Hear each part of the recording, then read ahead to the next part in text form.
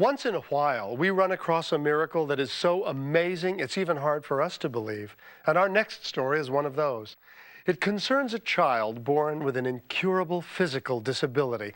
But this young girl refused to let it get in her way. What she accomplished was miraculous in itself. But there was a bigger miracle waiting for her, a miracle that no one had ever imagined.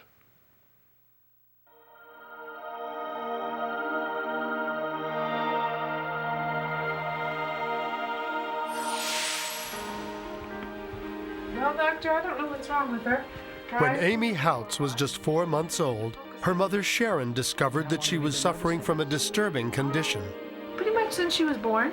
I noticed that her eyes would constantly wiggle, and it was a real concern, so I took her to her primary doctor at that time. Let's take a look inside there. His examination uncovered a coloboma, or severe gap that affected the development of her retina and optic nerve. Dr. Keith Burkhart was Amy's optometrist. A child that is born with a coloboma will not have any vision in the area where the coloboma occurs. This condition reaches a certain point where it stops and it doesn't get worse, but it doesn't get better. When they told us that she would never see very well, we figured that what we'd do is just let her do everything and anything she wanted so that she'd have a normal childhood. Ritza slept in the great hall of the But castle. normal for Amy was very different than for other children. I'll show you the picture. Okay. It said, She had no color. She had no depth perception. The only thing she could see is 3 to 5 inches in front of her nose. disappeared with a hot drink, saying, When we say she had vision, she really didn't have that much vision. She had lights and shadows. She also had a very positive attitude and embraced life, seemingly unaware of her handicap. "How pretty you are." Her development was perfectly normal. We never treated her any different than anyone else. She was such a happy child. But as Amy approached school age, it was suggested that she be placed in a facility for the blind. When I was told that she should be enrolled in a blind school, I told the lady there was no way I was ever going to teach my daughter to be blind. That wasn't fair to her. She had her whole future ahead of her. I was going to work as hard as I could to teach her how to be normal, to get along in a normal world. I really believe that everybody can do anything if they figure out how to do it. Okay, boys and girls, who would like to read this sentence for me? How about Amy? Amy's lack of vision did not translate into a lack of intelligence or eagerness to learn, and with the help of family, friends, and teachers, she excelled. See, draft, run. I didn't let it bother me. I think I was too young to really realize that I was that different. Out their book that's on your desk. I just basically asked a lot of questions. That was my main way of doing it, but I did have other tools. Jim was very strong. I used some magnifying glasses, and I had paper that was extra big lines and had extra dark lines so that I could tell where the lines were. I wasn't gonna let my eyes stay in the way. I was pretty stubborn. Amy was a straight A student, honor roll, all kinds of awards. She'd try anything, she'd do anything. Learning to ask for help was the most difficult thing for Amy to do. From last time, ladies and gentlemen, remember we were talking about chemical reactions. Amy's astonishing progress continued until shortly after entering high school, when she faced a new challenge that no one had expected. I'd always had good days and bad days with my sight. Some days it'd be harder for me to see things. They'd be foggier, or it seemed like everything was a little bit darker. And you have your beaker with vinegar, and just add the whole thing in there and tell me what you guys see. During October and November of my freshman year, it just seemed like I had a lot more bad days than good days. I'd have to strain my eyes a little bit more, I'd get more headaches. One morning, I got up and my vision was gone. I couldn't see anything. you see any fingers at all? No fingers at all. Virtually overnight, Amy had gone completely blind. Dr. Burkhart told us that the retina that had been healthy in the past was now starting to disappear. And we said, modern medicine is so amazing nowadays. Isn't there anything we can do? He said, no. She was going to be blind the rest of her life. I don't have an answer as to why this has happened. It's not something we would typically expect. So I really think that was probably the most difficult thing for us to understand. We had been told it would never get any worse. We had been told her vision was always going to be this way. But the doctors had been wrong, and after 14 years of partial sight, Amy was faced with total darkness. I used a cane to get around. To me, using the cane kind of labeled me as someone with a handicap. Oh, look, she can't see. Or it made me feel kind of not as good as everyone else. She was devastated. There were moments when we cried and cried. You know, why me when you're a teenager? Why did this happen to me? But Amy has got this spirit that is incredible. She said, okay, Mom, I think I'm done crying, and we have to go on. And life did go on, only this time Amy turned to her friends with a new sense of appreciation. I'd always had to ask for help from my friends, but now I really had to rely on my friends, and I'd spend hours on the phone with friends having them help me with homework. Maybe you should. It was really nice. It was a lot easier on me. I couldn't imagine what I would have done without friends. All right, I want you to refer to page 444 in your books.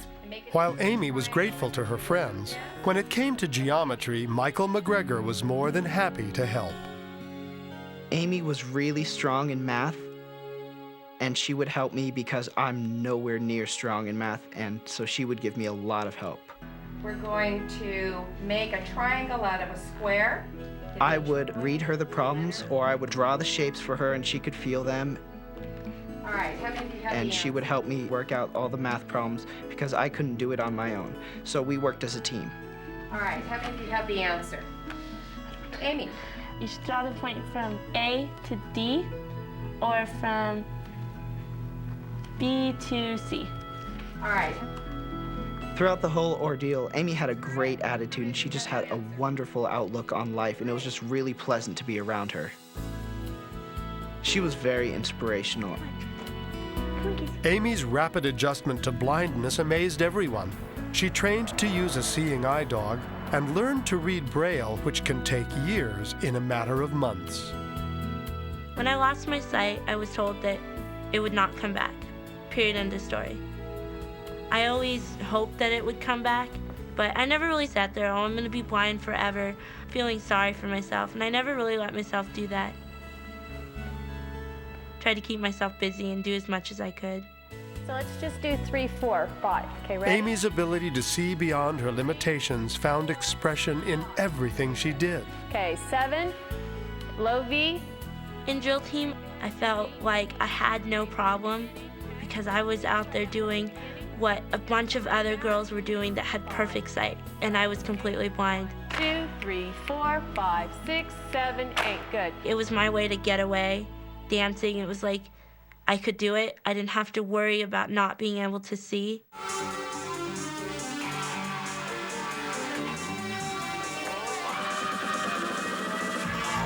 Amy's joy in dance was inspiring to everyone who witnessed it. Her teammate, Sarah Potts, was especially impressed. I was incredibly amazed to watch Amy perform. When she would get out there, she would be on beat, on cue. Everything was perfect with her when she was performing. It was the most amazing thing to watch.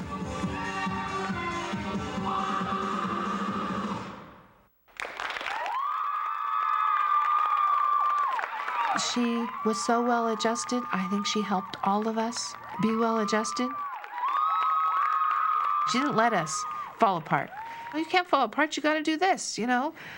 Just make sure I match when I walk out the door. That's the way we coped with it. He's here. right. After more than a year of total blindness, Amy's life was as happy and active as it had ever been. Then, in January of 2000, everything changed once again. Your friend, dear Amy, how have you been questioned? I haven't seen you in a long while, period. I have a talking program on my computer, and I was talking to one of my friends, and all of a sudden, I started to note a difference in my vision. He is so cute, I was kind of like, okay, whatever. And I just kept talking, and it was no big deal. He is so cute, And then I started to notice a really big change. Like, I could tell there was stuff on my computer. Oh my goodness, I can see what's on the screen. And that was when I realized I could really see. I can read what it says. When I first got my sight back, I was excited, but I was scared because I'd never really seen anything. I'd always seen shadows. I'd never seen clear things. And that's what was in the mirror. It was a perfect reflection of me. And I had never experienced anything like that before. I didn't know what blue was or purple or anything. I didn't know what a chair looked like. This is Dr. Burkhardt. Hey, Dr. Burkhardt, this is Amy. Dr. Burkhardt was one of the first to receive Amy's incredible news. Well, why don't you... Amy called me up and said, Dr. Burkhardt, I can see out of my right eye. Okay. I said, okay, Amy, meet me at the office tomorrow morning first thing, and let's take a look at it and see what's going on. Now, Amy, I want you to look at that chart and tell me what you see out there. I was incredibly amazed at how well she was seeing. Just a really big E. A really big E. Everything's just black? I could see the smile come on her face when she could see those letters. Okay, to the right. Dr. Burkhardt's amazement wouldn't end there. Within a few days, both of Amy's eyes had cleared. The fascinating thing when I examined her was that there was nothing different that would lead me to believe why she would have regained her vision to the level that she did. I could see the coloboma. I could see the swelling on the eye. In my mind, there's no explanation why Amy is seeing as well as she is, and she's seeing better now than she did the first time I examined her. And in my mind, that's a miracle. Now I could see out of both eyes, so it was really neat. I didn't have to, just try and look out of one eye. So we were walking down the street, and I was like, wow, I can read the signs. Look how pretty it is. Oh, my goodness. She'd never seen the mountains before. She'd never seen the ocean before. She'd never seen any of this. There's a whole new world out there. Look, I can see the car. Look. You want your kids to have everything. And here she was just bouncing around. She was so happy. And then there's a certain amount of you that says, is it going to last? It could be gone tomorrow. It could be gone in 5 minutes. Dad, come back.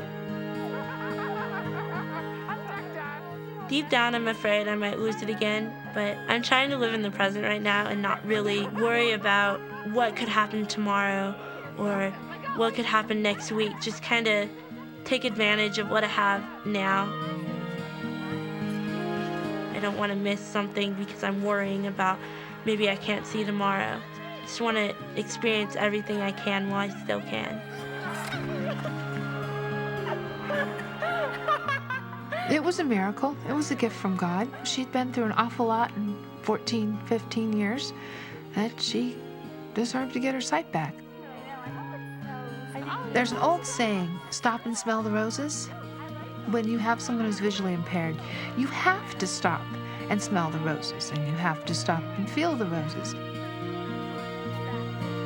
Amy's really taught us how to see, not only with our eyes, but with our hearts.